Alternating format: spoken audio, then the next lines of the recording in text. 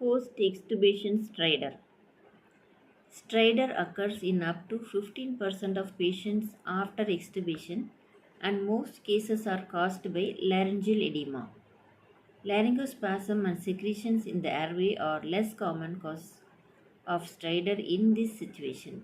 Immediate management should consist of nebulized racemic epinephrine, which will cause local vasoconstriction and reduce edema. Most physicians also use short courses of IV corticosteroids. However, there are no randomized data to support this treatment.